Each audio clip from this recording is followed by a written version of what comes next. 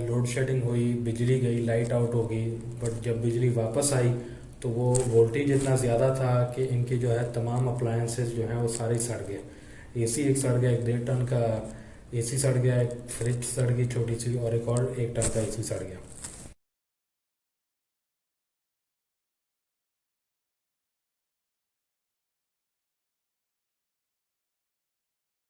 बिस्मिल्लाहिर्रहमानिर्रहीम, अस्सलाम वालेकुम। अवैस सरफ आपकी खिदमत में हाज़िर हूँ। आज हम अपने एक बड़े करीब दोस्त के घर आए हुए हैं।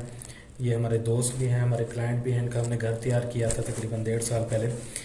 इन्होंने हमें कॉल किया, इन्होंने बताया कि यार लोड शेडिंग हुई, बिजली गई, लाइट आउट हो गई, बट जब बिजली वापस आई तो वो वोल्टेज इतना ज़्यादा था कि इनके जो है तमाम अप्लायंसेस जो हैं वो सारे सड़ गए। एसी एक सड़ गया, एक 1.5 टन का एसी सड़ गया, एक फ्रिज सड़ गई छोटी सी, और एक और 1 टन का एसी सड़ गया।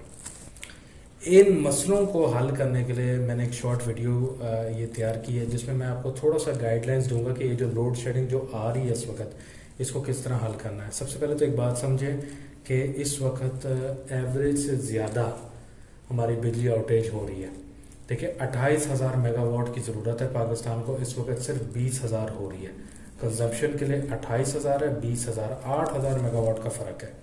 इस फ़र्क की वजह से लोड शेडिंग होती है, लेकिन हम प्रैक्टिकली तौर पे तैयार नहीं है। तैयारी कैसे रखनी है, मैं आपको सबसे चीप से सबसे एक्सपेंसिव तरीका समझा रहा हूँ। सबसे पहले तो आपने अपने डीपी का ख्याल रखना है। आपने डीपी में एनालॉग मीटर का ज़माना ख़त्म हो गया, आप डिजिटल मीटर लगाएं। ठीक है, एक डिजिटल मीटर लगाएं, वोल्टेज देखें 240 आ रहा है कि नहीं।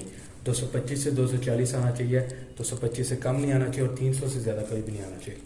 ठीक है, आपने मेक श्योर करना है कि एक वोल्टेज ब्रेकर, एक आपका मिलता है वोल्टेज ब्रेकर, ठीक है, उसको आप फिट करेंगे। उसका काम क्या है, बड़ा ही सिंपल है कि खुदा ना खास्ता अगर वोल्टेज एवरेज से ज़्यादा आए तो वो तमाम इलेक्ट्रिकल अप्लायंसेस को और डीपी को बंद कर देता है। इससे आपका वोल्टेज आगे नहीं जाता और आपकी मशीनें और आपके अप्लायंसेस ख़राब नहीं होते।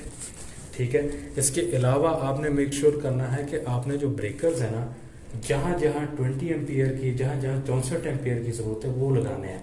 आपने जो छोटे 10 एम्पियर वाले हैं वो ख़त्म कर देने हैं। ठीक है, इनको रिक्वेस्ट करने के बावजूद भी इन्होंने कहा नहीं जी मुझे छोटे एम्पियर चाहिए, तो हमने लगा दिए। लेकिन 20 एम्पियर जो है कम से कम आपके 1.5 टन की इसमें वो लगा होना चाहिए। ठीक है, इसके बाद आपने एक मेक श्योर करना है कि स्टेबलाइज़र इस्तेमाल करना है हमने। जहाँ जहाँ आपका स्टेबलाइज़र लग सकता है लगाना है, ख़ास तौर में फ्रिजों में, क्योंकि फ्रिज जो नॉन इन्वर्टर होते हैं वो तो ख़ास तौर में जो इन्वर्टर होते हैं वो भी उनमें कैपेसिटी नहीं होती वोल्टेज लेने की जितनी एसी में होती है। उसके अलावा आपने मेक श्योर करना है कि आपने एक यूपीएस रखना है। ठीक है, 1000 वाट का आपने एक यूपीएस रखना है। आप बेशक देसी यूपीएस इस्तेमाल कर लें, बेशक आप वो जो इन्वर्टर यूपीएस होता है वो इस्तेमाल कर लें, होमेज का 1000 वाट का कर लें। 1000 वाट होता नहीं है बट वो कर लें। ठीक है, लेकिन मेक श्योर कीजिएगा कि अगर आप रेजिडेंशियल घर में हैं तो आप जो है दोनों में से कोई भी इस्तेमाल करते हैं। अगर आप ऑफिस में होते हैं तो ज़्यादा मेक श्योर कीजिएगा कि आप वो दूसरा इस्तेमाल कीजिएगा जो चाइना वाले आते हैं इन्वर्टर्स। उनका मकसद ये होता है कि वो उनमें एफईटीज इसमें होती हैं।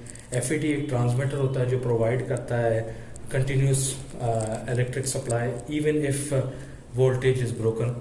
ठीक है, तो अगर वो शॉर्टेज भी हो जाती है, बिजली की पावर आउट हो जाती है, वो यूपीएस की बैटरी जो होती है दोनों के दरमियान में जो एक इंटरमीडिएट सप्लाई होती है वो फ़ौरन प्रोवाइड करता है। वो मेक श्योर करता है कि कंटिन्यूस रन हो।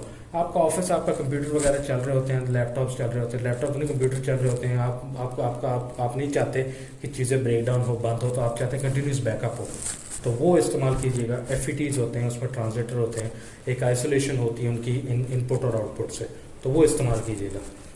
और सबसे महंगा और सबसे बेहतरीन हल, last but not the least, आपकी सोलर प्लेटें, सोलर पैनल है। देखें, लोड बढ़ता रहेगा, कंजप्शंस बढ़ती रहेगी और पाकिस्तान लोड पूरा नहीं कर पाएगा। ये प्रॉब्लम मुस्तकबिल में रहेगी, आपके बिलों का इजाफा होएगा। सबसे बेहतरीन हल सोलर प्लेट है। It is the best alternative. और क्या करना है आपने, 15-20 लाख का आपका खर्चा होता है, 7 किलोवाट की आपकी ज़रूरत है, 5 मरले का डबल पोर्शन या 1 कनाल का सिंगल पोर्शन, डबल एसी और सारे पखे जो हैं चल पड़ते हैं, और इसमें आपका लोड भी पूरा हो जाएगा। ये जो मसले मसाइल हैं ये भी ख़त्म हो जाएगा कि बिजली आ रही है नहीं आ रही, और आपके जो है मुस्तकबिल में जो है ये एक परमानेंट हल रह जाएगा। 14 घंटे पाकिस्तान में सन का एक्सपोजर होता है, तो वो 14 घंटे को इस्तेमाल करें, अपना लोड पूरा करें और सोलर प्लेटें लगाएं। ये कुछ आपको मैंने मसले मसाइल बताए हैं जिनके और मैंने उनके आपको सॉल्यूशंस बताए हैं।